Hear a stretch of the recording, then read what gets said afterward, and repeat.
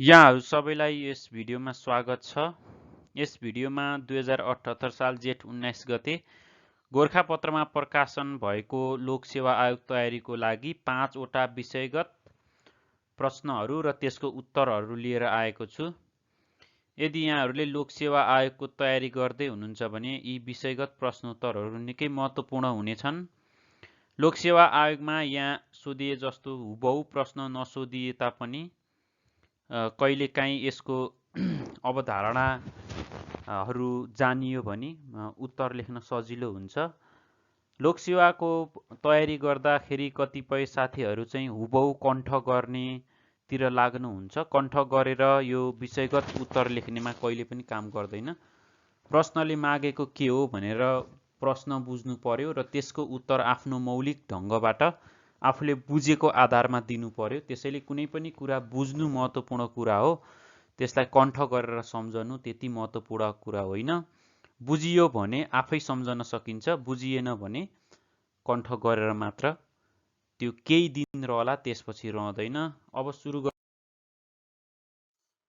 अहिलेको बजेट सम्बन्धी प्रश्न नम्बर 1 छ। आर्थिक वर्ष 2078-79 को बजेटका मुख्य विशेषता उल्लेख गर्नुहोस् भनेको छ। नेपालको संविधानको धारा 119 अनुसार नेपाल सरकारको अर्थमन्त्रीद्वारा प्रत्येक आर्थिक वर्षको जेठ महिनाको 15 गते सङ्घीय संसदमा बजेट, जसलाई राजस्व र व्ययको वार्षिक अनुमान पनि भनिन्छ, पेश गर्नुपर्ने व्यवस्था छ। बजेट भनेको चाहिँ राजस्व र व्ययको वार्षिक अनुमान हो। हाल प्रतिनिधि सभा विघटन भएको अवस्था भएकोले यस वर्षको बजेट अध्यादेश मार्फत ल्याइएको छ। आगामी साउन 1 गतेदेखि लागू हुने यस बजेटले कोभिड-19 को महामारीबाट नागरिकको जीवन रक्षा, विकास निर्माणलाई तीव्रता, सुदृढ लोक कल्याणकारी राज्य, सार्वजनिक, निजी र सहकारी क्षेत्रको परिचालन गर्दै उत्थानशील अर्थतन्त्र निर्माण गर्ने लक्ष्य लिएको छ। 6.5% आर्थिक वृद्धि दर हुने अनुमान गरेको यो बजेटले हरेक क्षेत्रमा राहत र सहुलियत र आर्थिक पुनरुत्थानमा जोड दिएको छ। यो नै बजेटको मूल विशेषता हो। बजेटका अरू विशेषतालाई निम्न अनुसार उल्लेख गर्न सकिन्छ। बजेटको आकार बढाइएको छ, जसमा कुल बजेट 16 खर्ब 47 अर्ब 57 करोड मध्ये चालु खर्च रु 6 खर्ब 78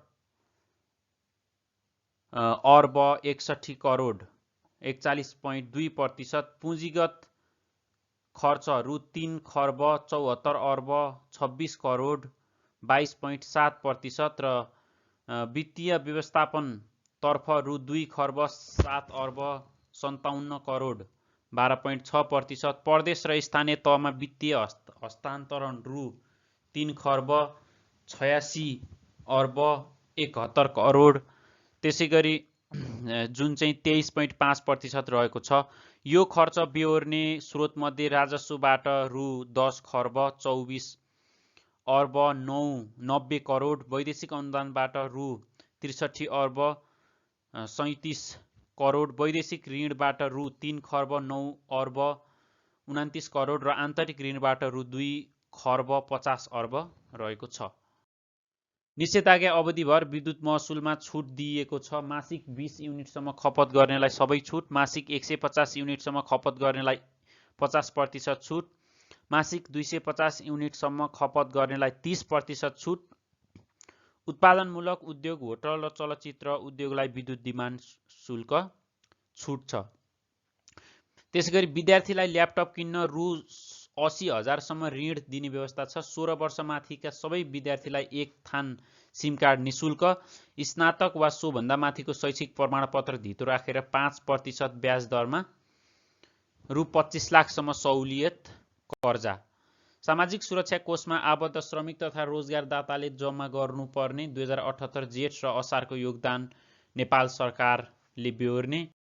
आन्तरिक पर्यटनलाई प्रवर्धन गर्न निजामती सार्वजनिक संस्थान र प्रतिष्ठानका कर्मचारीलाई 10 दिनको पारिश्रमिक बराबरको रकम सहित पर्यटन काजको व्यवस्था। नेपाल भ्रमण गर्ने विदेशी पर्यटकलाई 1 महिनाको निशुल्क पर्यटकीय भिसा। बेरोजगार व्यक्तिलाई न्यूनतम 100 दिनको रोजगारी सुनिश्चित। प्रधानमन्त्री रोजगार कार्यक्रमबाट आगामी 2 लाख बेरोजगार सिर्जना गर्न 12 अर्ब विनियोजन।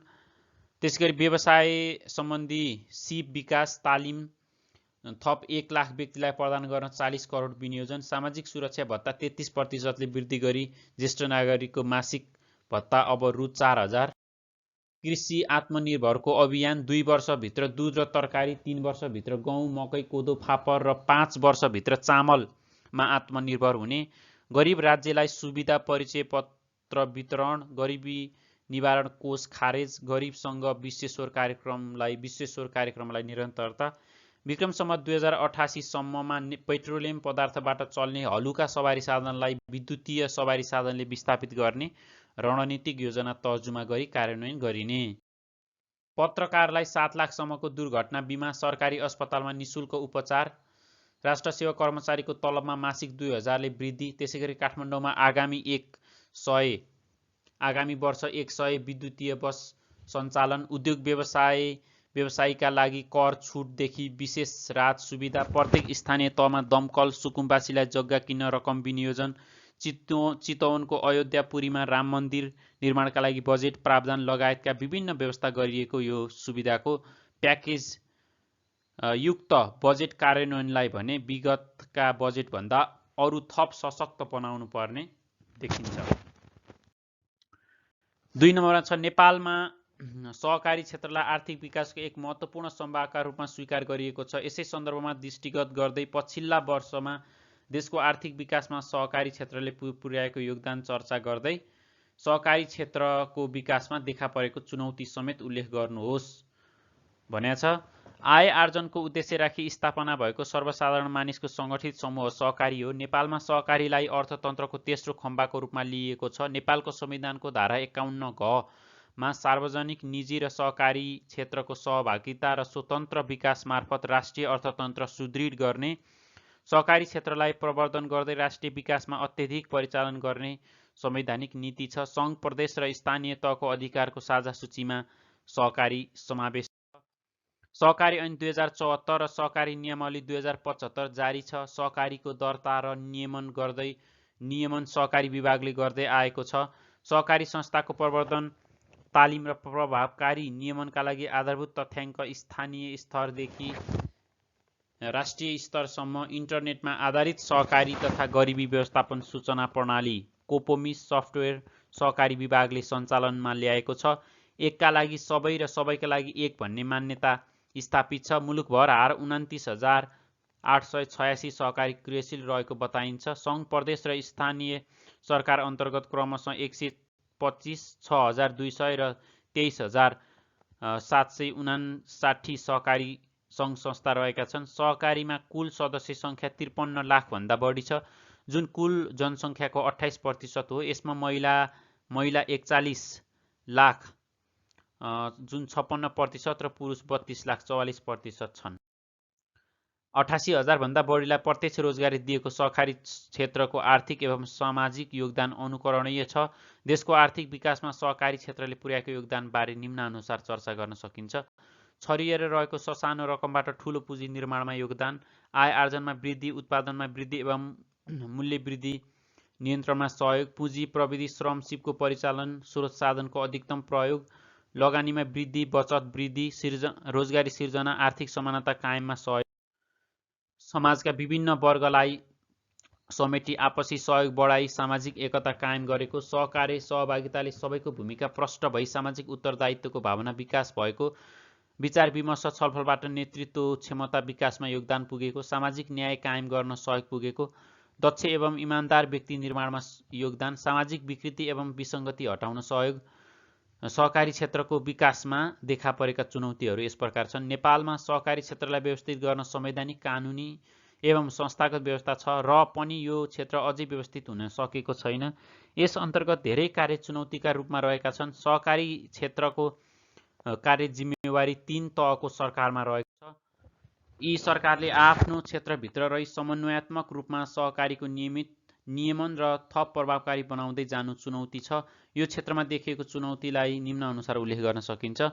सरकारी क्षेत्र पुग्न नसकेका र निजी क्षेत्र पुग्न नचाहेका दुर्गम क्षेत्र, विपन्न वर्ग समुदायलाई समेटी वित्तीय पहुँच पुर्याई समावेशी आर्थिक विकास गर्नु, बचत तथा ऋणको कारोबार, सहकारी संस्थाको नियमन तथा अनुगमनलाई प्रभावकारी बनाएर सहकारीप्रति गरिब जनताको विश्वसनीयता बढाउनु, देशभरि छरिएर रहेका सङ्घ संस्थाको आन्तरिक नियन्त्रण प्रणाली सुदृढ गर्दै संस्थागत सुशासन अभिवृद्धि गर्नु, वित्तीय जवाफदेहिता सुनिश्चित गर्नु, सहकारी संस्थाको सङ्ख्यात्मक वृद्धिभन्दा गुणात्मक विकास गरी समुदायमा आधारित र सदस्य केन्द्रित बनाउनु, कृषि उपज उत्पादन र बजारीकरण कार्यमा सहकारी संस्था परिचालन गरी बिचौलियाको अन्त्य गर्नु, विपन्न समुदायलाई आर्थिक सुरक्षा दिने माध्यमका रूपमा सहकारीलाई विकास गर्नु, महिला तथा सीमान्तकृत समुदायमा सहकारीको पहुँच अभिवृद्धि गर्दै गरिबी निवारण गर्नु, सहकारी आन्दोलनका प्रतिनिधिमूलक सङ्घ तथा प्रवर्धन र नियमनमा संलग्न निकायबीच समन्वय कायम गर्नु, सहकारी संस्थामा स्वनियमन कार्यलाई सुदृढ बनाउँदै जानु, सहकारी क्षेत्रको ऋणग्रस्त अवस्थाको अन्त्य गर्नु, सहकारी मार्फत परिचालित पुँजीलाई उत्पादनमूलक क्षेत्रमा केन्द्रित गर्दै राष्ट्रिय उत्पादन बढाउनु, सहकारी स्वैच्छिक सहभागिताको समूह हो, यसमा स्वतन्त्रता स्वायत्तता हुन्छ, प्रत्येक सदस्यको सक्रिय र सार्थक सहभागिता हुन्छ। यही सिद्धान्तमा आधारित भएर समुदाय प्रति क्रियाशील सहकारीको सङ्ख्यात्मक भन्दा गुणात्मक अभिवृद्धि गर्नु अहिलेको आवश्यकता हो। यसका लागि 3 तहको सरकारले आफ्नो भूमिकालाई समन्वयात्मक रूपमा अगाडि बढाउनु पर्छ।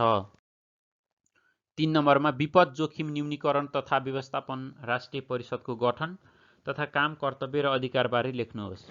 विपद व्यवस्थापन सम्बन्धी कार्यलाई प्रभावकारी रूपमा सञ्चालन गर्न विपद जोखिम न्यूनीकरण तथा व्यवस्थापन ऐन 2074 ले प्रधानमन्त्रीको अध्यक्षतामा एक विपद जोखिम न्यूनीकरण तथा व्यवस्थापन राष्ट्रिय परिषद गठन गरेको छ, जुन निम्न छ: प्रधानमन्त्री अध्यक्ष, नेपाल सरकारका मन्त्रीहरू सदस्य, प्रतिनिधि सभाको विपक्षी दलको नेता सदस्य, सबै प्रदेशका मुख्यमन्त्री सदस्य, राष्ट्रिय योजना आयोगको उपाध्यक्ष सदस्य, नेपाल सरकारको मुख्य सचिव सदस्य, प्रधान सेनापति नेपाली सेना सदस्य, गृह मन्त्रालयको सचिव सदस्य, विपद व्यवस्थापनको क्षेत्रमा विज्ञता हासिल गरेको व्यक्ति मध्येबाट कम्तीमा 1 जना महिलासहित परिषदबाट मनोनित 3 जना सदस्य, राष्ट्रिय विपद जोखिम न्यूनीकरण तथा व्यवस्थापन प्राधिकरणको कार्यकारी प्रमुख सदस्य सचिव। उपरोक्त बमोजिमको मनोनित सदस्यको पदावधि 5 वर्षको हुनेछ। मनोनित सदस्यको काम सन्तोषजनक नभएमा परिषदले निजलाई जुनसुकै बखत सदस्यको पदबाट हटाउन सक्ने, तर त्यसरी सदस्यबाट हटाउन अघि निजलाई सफाई पेश गर्न मनासिब मौका दिनुपर्ने व्यवस्था छ। विपद जोखिम न्यूनीकरण तथा व्यवस्थापन राष्ट्रिय परिषदको काम, कर्तव्य र अधिकार निम्न अनुसार छन्: विपद व्यवस्थापन सम्बन्धी राष्ट्रिय नीति तथा योजना स्वीकृत गर्ने, विपद व्यवस्थापन सम्बन्धमा अङ्गीकार गर्नुपर्ने नीति तथा योजनाका सम्बन्धमा कार्यकारी समिति र राष्ट्रिय विपद जोखिम न्यूनीकरण तथा व्यवस्थापन प्राधिकरणलाई आवश्यक निर्देशन दिने, विपद व्यवस्थापन सम्बन्धी कार्यमा प्रदेश तथा स्थानीय तहलाई आवश्यक नीतिगत मार्गदर्शन गर्ने, विपद व्यवस्थापनका लागि आर्थिक स्रोतको व्यवस्थापन गर्ने सम्बन्धमा कार्यकारी समिति तथा राष्ट्रिय विपद जोखिम न्यूनीकरण तथा व्यवस्थापन प्राधिकरणलाई निर्देशन दिने र सोको लागि आवश्यक सहजीकरण गर्ने, विपद व्यवस्थापन सम्बन्धी कार्यहरूको मूल्याङ्कन गर्ने आदि कामहरू रहेको छ। 4 मा वित्त नीतिका उद्देश्य र ती उद्देश्य प्राप्त गर्न प्रयोग गरिने उपकरणहरू के हुन् लेख्नुहोस्। कर, सरकारी खर्च र ऋणको माध्यमबाट देशको अर्थव्यवस्थालाई आवश्यकता अनुसार प्रभावित गर्ने नीति वित्त नीति हो। यो समष्टिगत आर्थिक नीतिको एक अङ्ग हो। यसका उद्देश्य निम्न छन्: आर्थिक वृद्धि गर्नु, आर्थिक स्थायित्व गर्नु, सामाजिक न्याय कायम गर्नु। वित्त नीतिका उपकरण कर, सरकारी खर्च र सरकारी ऋण। यो अब 5 मा रहेको छ, सुशासनका कुनै 3 तत्त्वको संक्षेपमा चर्चा गर्नुहोस्। राज्य प्रणालीलाई सुदृढ गरी समग्र सेवा प्रवाहलाई जनमुखी बनाउने कार्य सुशासन हो।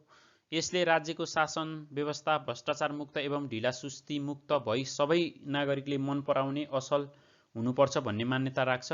यो एक बहुआयामिक विषय हो, त्यसैले यसका तत्त्वहरू धेरै हुन्छन्। तीमध्ये कुनै 3 तत्त्वलाई निम्न अनुसार चर्चा गर्न सकिन्छ। क. पारदर्शिता, सरकारका सबै अङ्ग र त्यसका सम्पूर्ण क्रियाकलापमा सरकारवाला नागरिकको सहजै पहुँच हुनुपर्छ। नागरिकले त्यस बारेमा सजिलै सूचना प्राप्त गर्न पाउनुपर्छ। कार्यालयका सबै काम र त्यसको प्रगति प्रतिवेदन सार्वजनिक हुनुपर्छ र सरकारवालाले त्यसमा टिप्पणी गर्न पाउनुपर्छ। यसबाट पारदर्शिता अभिवृद्धि भई राज्यप्रति नागरिकको विश्वास बढ्छ। जवाफदेहिता, खमा, शासन सञ्चालन गर्ने पदाधिकारीले आफूले गरेको निर्णय एवं कामबारे सर्वप्रथम आफू जिम्मेवार हुने र सरकारवालालाई जवाफ दिने गर्नुपर्छ। आफूले गरेको कार्यको अरूबाट स्वच्छ मूल्याङ्कन गराउनुपर्छ। सरकारवालालाई जवाफ दिने गरी कार्य सम्पादन गर्नुपर्छ। गमा राज्य सहभागिता छ। राज्य प्रणालीका हरेक अङ्गमा सरकारवाला नागरिकको सहभागिता हुनुपर्छ। नीति निर्माणदेखि कार्यान्वयन, अनुगमन र मूल्याङ्कनका हरेक चरणमा सहभागिता प्रवर्धन गर्नुपर्छ। यसले शासनमा वैधता अपनत्व बढाउँछ। यसबाट देश हाम्रो हो र हामी सबै मिलेर विकास गर्नुपर्छ भन्ने मान्यता नागरिकमा जागृत हुन्छ। र यो मैले गोरखापत्रबाट लिएको थिएँ। यसको प्रस्तुतकर्ता हेमचन्द्र शर्मा हुनुहुन्थ्यो। भिडियो हेरिदिनु भएकोमा यहाँहरू सम्पूर्णलाई धन्यवाद।